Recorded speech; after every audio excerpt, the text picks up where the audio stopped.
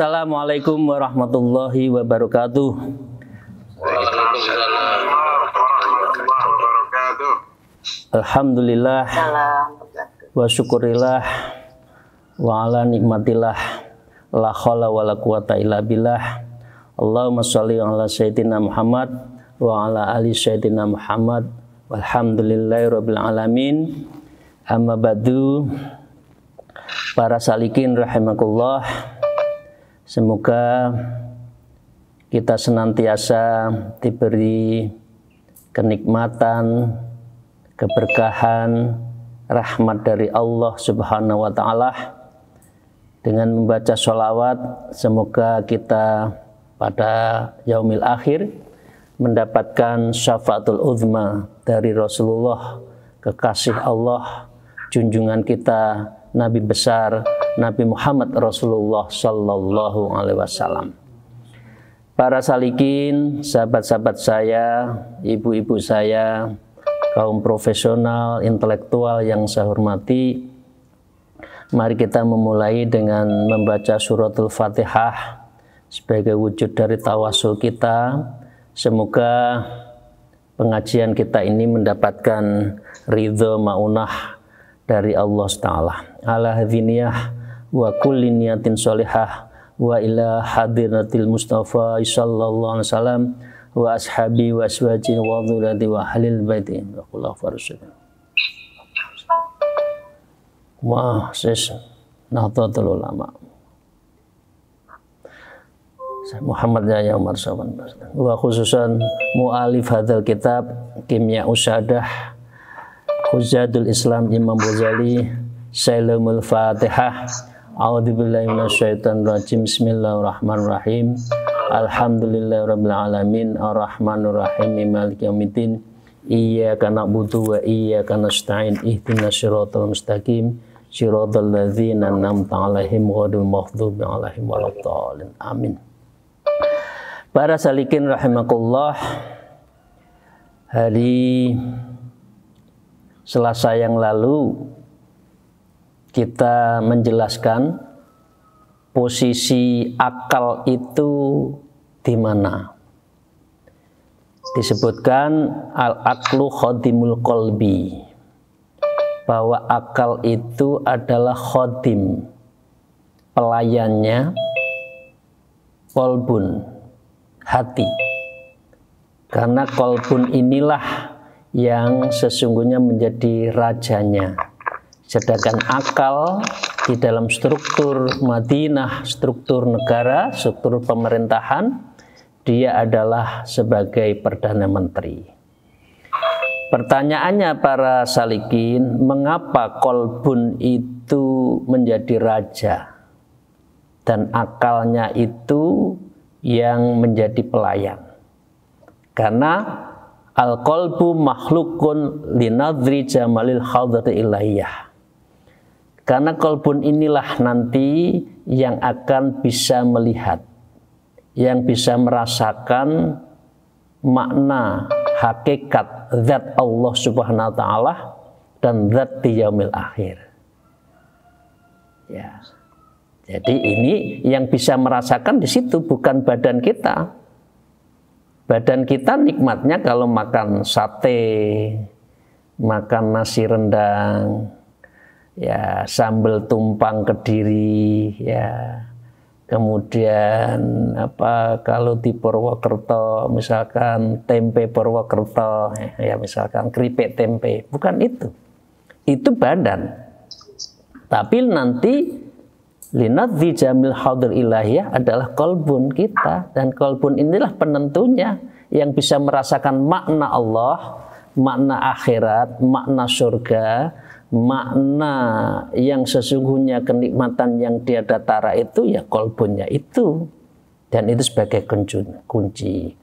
Ya, dengan demikian maka dengan demikian kolbun itulah ya disebutkan fahuwa abdun hakun. Jadi yang namanya hamba yang sejati, makhluk yang sejati,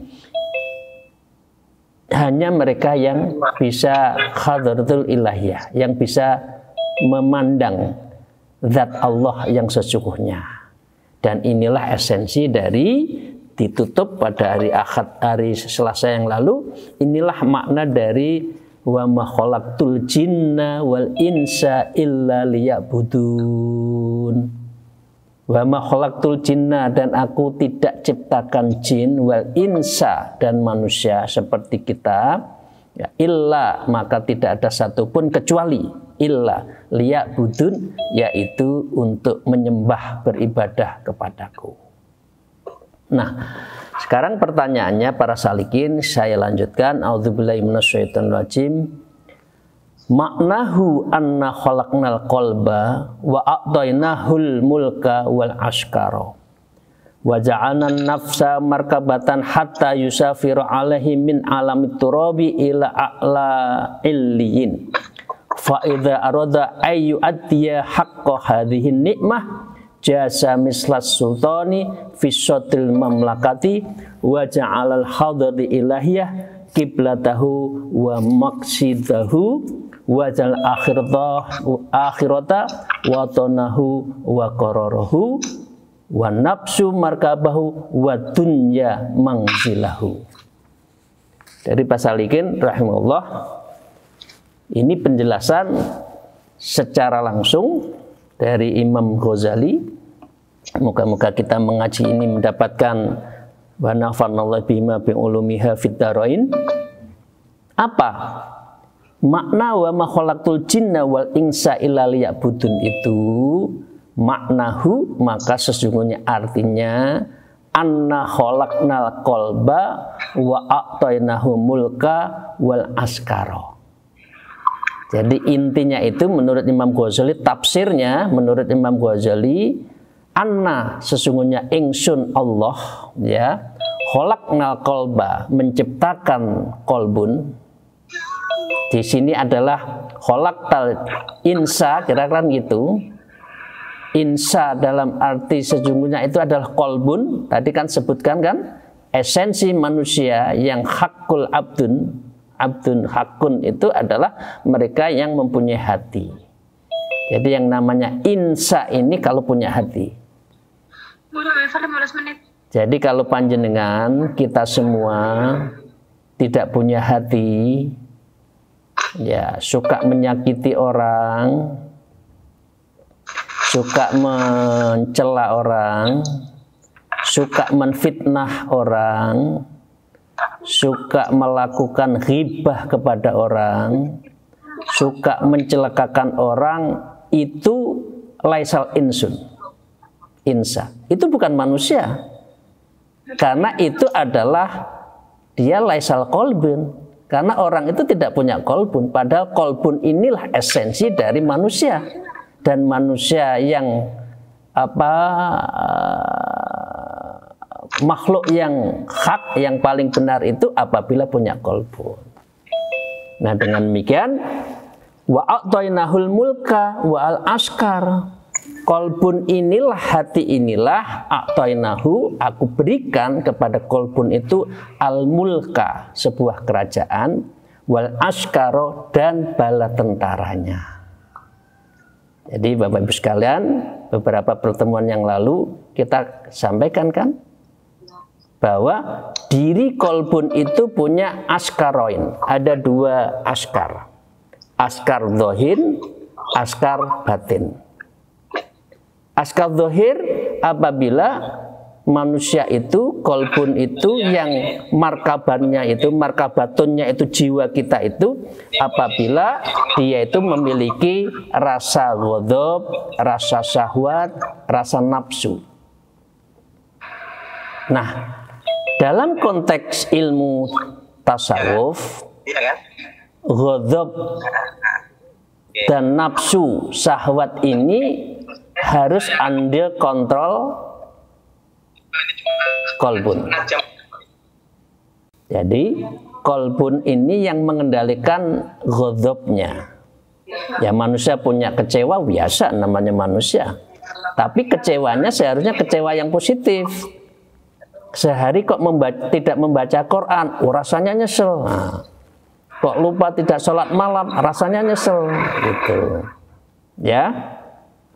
Nah, syahwat juga gitu. Syahwat ingin baik, nafsu ingin menjadi orang sukses, nafsu ingin governance kalau kita lagi di pemerintahan, atau GCG kalau kita sebagai orang bisnis. Itu semua harus punya nafsu, punya syahwat. Itu. Jadi dengan demikian, maka dengan demikian kita tidak boleh membiarkan nafsu dan syahwat itu, karena memang manusia itu adalah di dalamnya ada nafsu dan ada ghadab. Ya. Dan al-mulk, karena memang raja, karena akhirnya apa? Namanya kolbun itu rajanya kita. Raja yang mengendalikan seluruh aparat pemerintahan. Akalnya itu sebagai Perdana Menteri, ghadabnya itu sebagai polisi dan penegak hukum, asyahwatnya itu teritorialnya. Maka dengan demikian dia harus dalam kendali ar-raja al-malik, yang dalam hal ini adalah kolbun, dan kolbun itu yang ada di dalam jiwa manusia. Di mana al-malk dan askarun yang ada di kolbun, waja'ana nafsa markabatan, maka aku juga ciptakan di jiwa manusia itulah kendaraannya, markabatan, kendaraannya kolbun itu di jiwa kita, di badan kita ini. Nah, karena itu jiwa ini adalah jiwa dalam arti wadak kita ini juga perlu dijaga. Kalau makan ya yang sehat, apalagi ini COVID, jangan nggak makan sekadarnya. Imun harus menjadi bagian dari kesehatan. Dari situlah nanti kita menjadi kolbun kita bagus. Ya, itu hatta yusafiru alaihi minal alamit turab ila a'lil illiyin. Kalau semua sudah ditata dengan baik, ya, kalau semuanya sudah ditata dengan baik, akalnya sebagai pelayannya dari hati, kemudian pasukan batin dan pasukan zahirnya itu menjadi tunduk kepada akal, dan akal itu ada binnya. Ya, ini kan sebenarnya akal itu punya yuaswisu, punya panca indera. Yang panca indera itulah yang memerintahkan pada akal, akalnya mengolah, akal itulah seharusnya yang melaporkan kepada kolbun, kolbunnya mempunyai niat kerentek baru dijalankan. Nah, artinya kalau semua tadi, ya, kolbunnya, askarnya, maliknya, kemudian juga akalnya itu ditata dengan baik, maka disebutkan hatta yusafira alaihi min alamit turabi ila a'lal illiyin. Maka kalau sudah demikian, maka kendaraan ini, kendaraan manusia ini,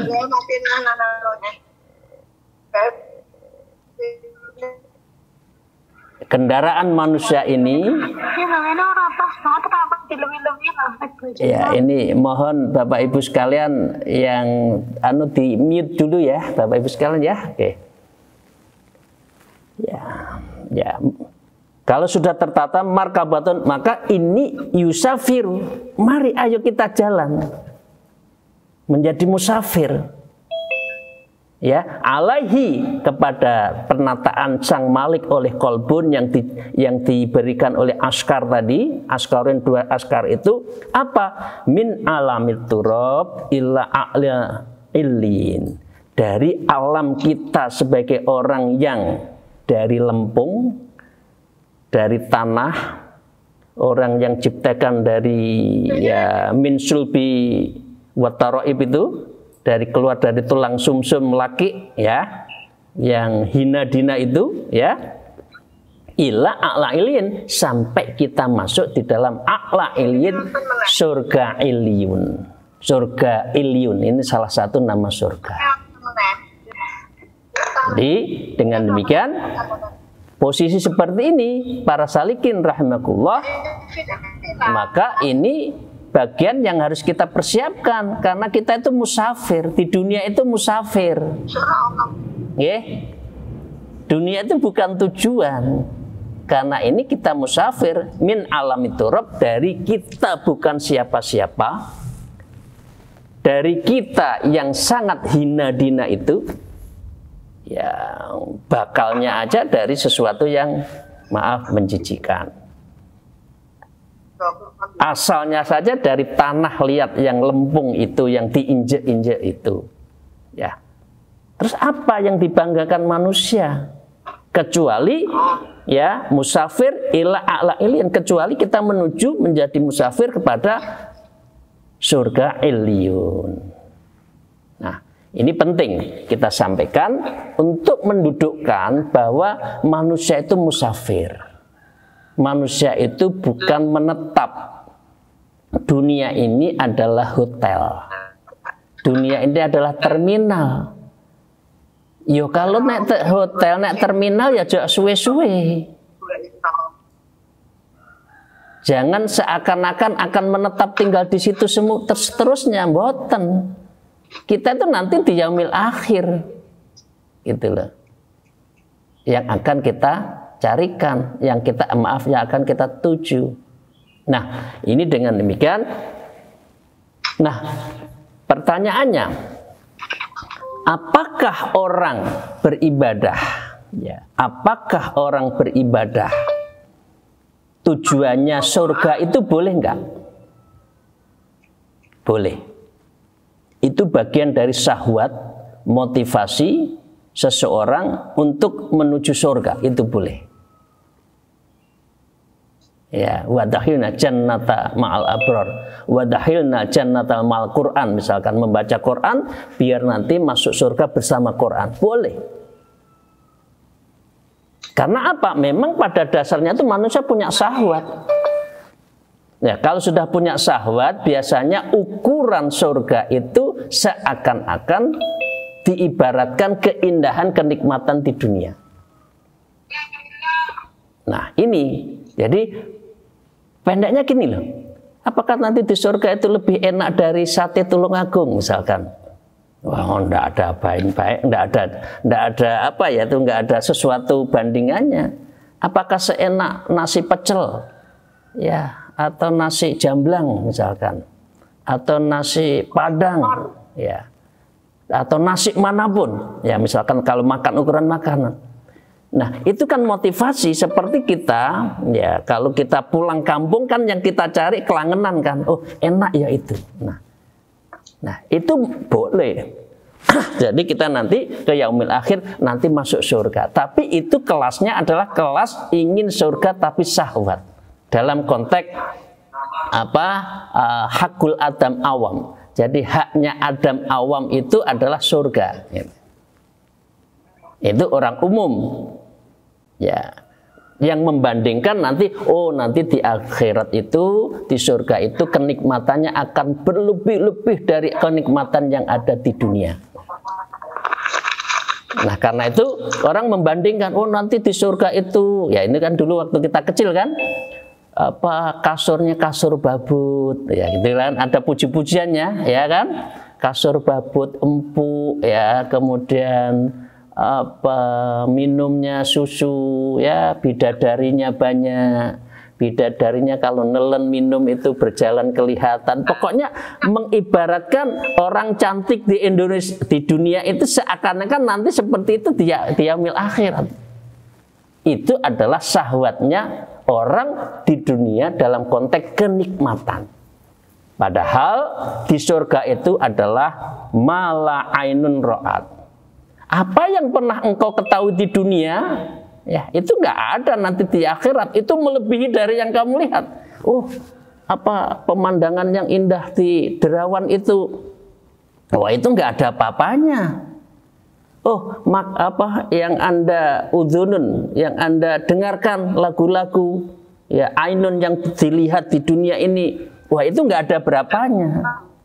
Seperti hanya, jadi di surga itu adalah mala ainun ro'at, mala udhunun sami'at, wala kotoro ala qalbi bashar. Jadi di dunia, di surga nanti itu ya bukan seperti yang kita lihat dengan mata, bukan yang kita dengarkan dengan udhun, dengan telinga kita, dan juga bukan karena kotor ala kolbi, seperti keindahannya di dalam kolbun nikmat itu. Ya, ini maaf ya, ini orang dewasa. Ya, seperti hanya kalau anak kecil, mengapa orang nikah gitu loh.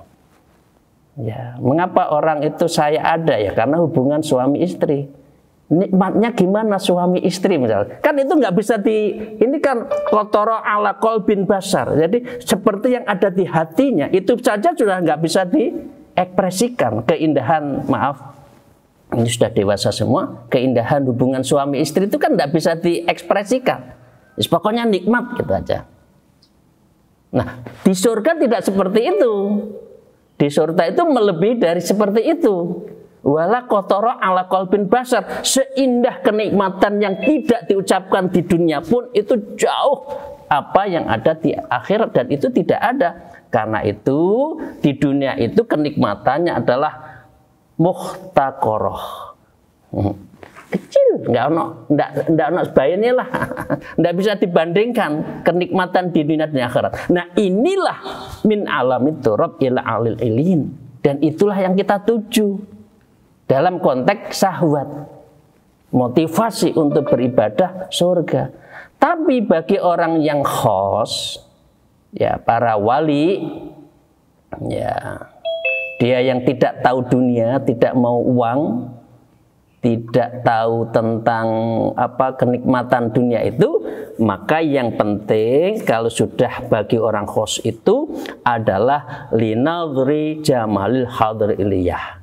Kalau kita sudah ketemu Allah, memandang zat Allah, berjumpa dengan Allah, itulah kenikmatan yang tiada tara. Bukan compare ya, kenikmatan yang ada di dunia dan di akhirat. Jadi bagus sekalian, tapi boleh orang kita semua kaum awam yang merindukan surga. Ya. Tapi jangan seperti film surga yang tak inginkan apa itu kan. Nah jadi itu ya, jadi ini yang penting min alamit turabi ila alilin, dan ini adalah pentingnya kita memotivasi diri untuk kolbun kita itu bersih, malik kerajaannya kita tata sedemikian rupa, askaronnya pasukannya berjalan dengan baik, aklun perdana menterinya berjalan dengan baik, maka dengan demikian yuasvisunya itu binnya ya, binnya itu kira-kira panca indera kita itu berjalan dengan baik. Nah dengan demikian maka disebutkan faidza arota ayu adhiya haqqa hadhin nikmah, maka apabila ingin melaksanakan kewajiban si makhluk dan bisa mendapatkan hadhihi nikmah, ya nikmatnya kolbun bersih, nikmatnya kita tazkiyatun nafas, nikmatnya kita membersihkan hati dengan zikir, ala bidzikrillah tatmainul qulub ya, nikmatnya sholat malam, nikmatnya sholat itu dengan hati yang khusyuk, khudur dan tumakninah, maka ini berarti Anda sudah tenang. Kolbun Anda itu sudah madep, mantep. Ya ini bahasa Jawa ya. Jadi mandito, madep, mantep, terus jejek. Ya. Ini. Kalau hatinya itu masih goncang, masih terpengaruh nafsu, masih yang lain dan sebagainya, itu belum madep, mantep, jejek. Ini maaf yang bukan Jawa ya. Madep artinya tetek, jejek itu tegak. Ya madep sudah bismillah saya menuju Allah. Karena itu orang suluk itu seperti kita ini sebetulnya suluk pengertian umum adalah orang yang sedang berjalan menuju Allah. Nah, haqqo hadhihi nikmah, orang yang seperti inilah mendapatkan nikmat yang sesungguhnya. Bukan harta yang banyak. Ya, bukan kekayaan yang banyak. Bukan jabatan yang tinggi. Karena sesungguhnya jabatan, pangkat, harta itu dalam konteks adalah dia itu adalah sebagai ujian. Ya, nah ini disebutkan jasa mislas sultani fi sodri mamlakah. Ini diibaratkan seperti jasa, seperti duduknya sultan seorang raja. Tadi disebutkan kan Qalbun itu sebagai raja, al-malik. Fi sodri mamlakah, yang di dalam dudukan singgasananya. Ini Imam Ghazali cakep ya kalau mengibaratkan. Namanya hati itu harus dedep, madep, jejek, mantep. Masa rajanya jelalatan di singgasana melayu noro melani noleh sono nol. Oh ini harta itu baik ya, saya kejar. Oh ini ada jabatan kok menarik, saya tak daftar untuk fit and proper test. Semua diikutin sehingga dia itu tidak jejek, tidak mantep, tidak istiqomah di dalam hal pilihan hidupnya. Dan ini masih banyak. Umur 40, umur 50 tuh masih nggak istiqomah dengan pilihan profesinya, itu banyak. Ya, ini berarti adalah Anda belum haqqo hadhi nikmah. Anda belum menikmati, mendapatkan kenikmatan yang sesungguhnya. Nah, ini diibaratkan orang yang mendapatkan nikmat itu jasa misla sultani fi sodri mamlakah, seperti duduknya seorang raja yang anteng, karisma, punya wibawa, meneng, madep hanya pada Allah. Wa ja'ala hadari ilahiyah, dan inilah yang bisa menghadapkan diri kita kepada kehadirat ilahiyah. Ya, dan ya kiblatahu, dan menjadikan hadari ilahiyah itu kiblat kita. Subhanallah ya, kiblat kita, arah hidup kita, maqasid wa maqsiduhu, dan tujuan kita. Kiblat dan tujuan. Subhanallah, kiblat kita itu bukan jabatan. Kiblat dan tujuan kita itu bukan kekuasaan. Kiblat kekuasaan dan maksud tujuan kita itu bukan harta benda yang berlimpah, jabatan yang tinggi, mboten sanes, tetapi ja'ala hadratil ilahiyah, yaitu apabila itu hadir di dalam pandangan zat di hadapan Allah Subhanahu wa ta'ala.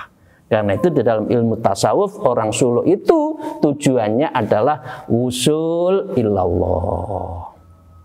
Setelah mujahadah, setelah riyadhah, mujahadah, muraqabah ya, kemudian musyahadah, mukasyafah, tajalli, kemudian wusul ilallah.